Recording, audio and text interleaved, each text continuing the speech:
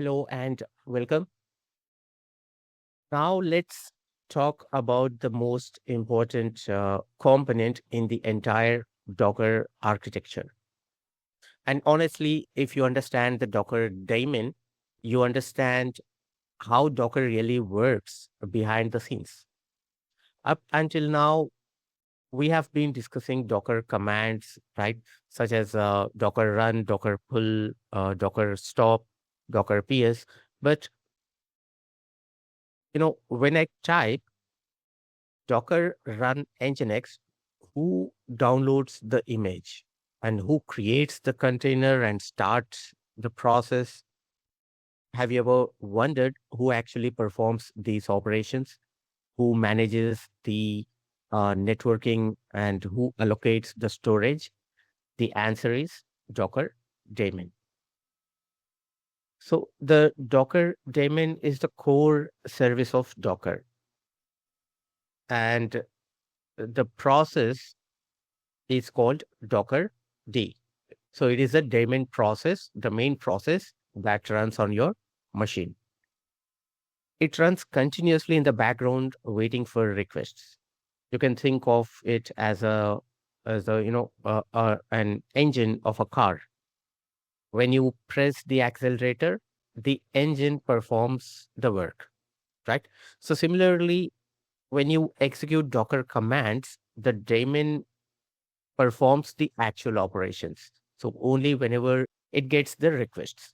So without the daemon, Docker commands cannot function. The Docker client here is simply a request sender, and the Docker daemon is the worker which does all the heavy lifting. Let's look at what the daemon actually manages. The responsibilities of Docker daemon. The daemon is responsible for almost everything inside Docker. It handles building the images.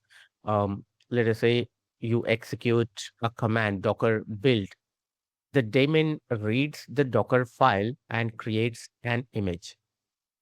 And when you execute Docker pull Nginx, the daemon contacts Docker hub and downloads the image and creates the containers. And when you execute Docker run, the daemon creates a new container from the image, and the daemon launches the container process. And also you can, when you execute Docker stop, the daemon gracefully stops the running container, right? And also it manages the networks. The daemon creates Docker networks and connects the containers together. And it also manages volumes. The daemon manages persistent storage for containers. So whenever you use Docker, remember the Docker daemon is doing all the work. Let's make this easier with a restaurant example. You sit at the table and place an order, right? You don't actually enter the kitchen and cook the food yourself, right? No, you don't do that.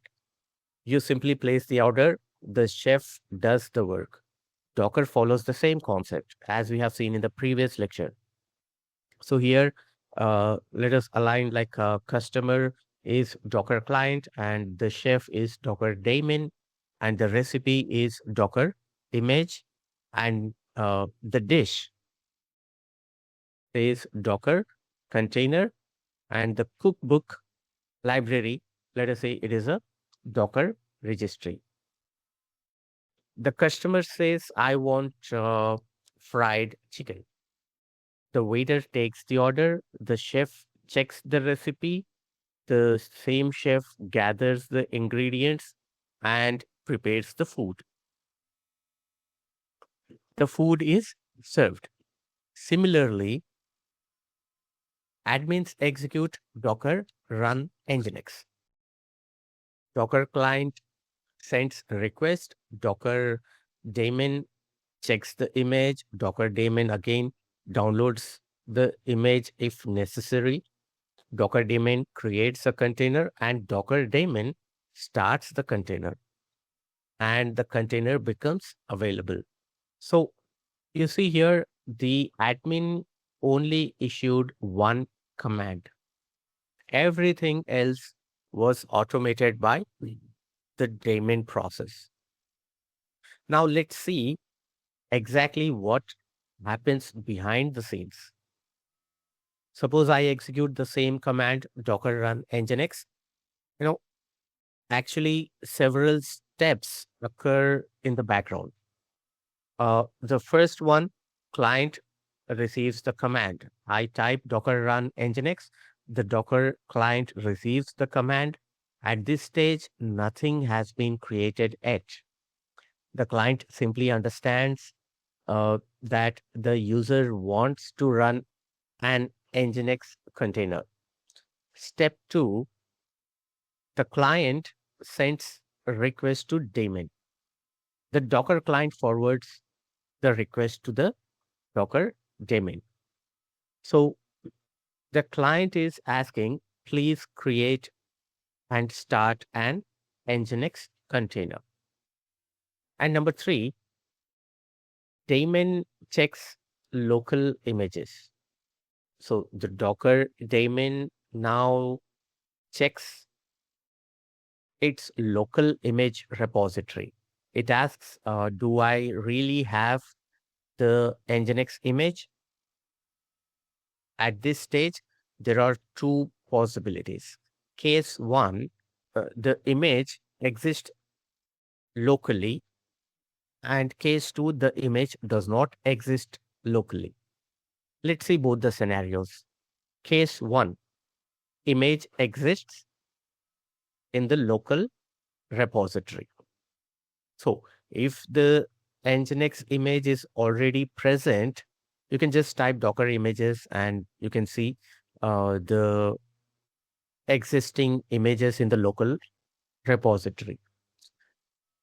So if the image exists, the Docker daemon immediately proceeds to container creation. No download is required. This makes container startup extremely fast. Case 2, if the image is not found locally, suppose this is a brand new Docker service, no Nginx image exists, then the daemon automatically contacts Docker Hub for the Nginx image. This happens automatically. You don't need to manually visit a website and download the image. Docker performs this entire process for you. And step 4, Docker download image. The daemon downloads the Nginx image. The image is stored in the local repository. So as I said, you can verify using Docker images. After download completes, the daemon continues to step 5, creating the container. Now the Docker daemon creates a container from the same downloaded image. Think about a cake recipe. The recipe itself is not useful. You must actually bake the cake, right? Similarly, the image is a blueprint and the container is the actual running instance. The daemon uses the Nginx image and creates a new container. Now, step 6, starting the container.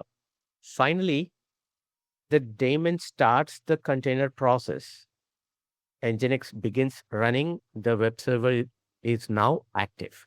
You can verify if the container is running with Docker ps command. You can see a container ID with a with the image and the status on the terminal.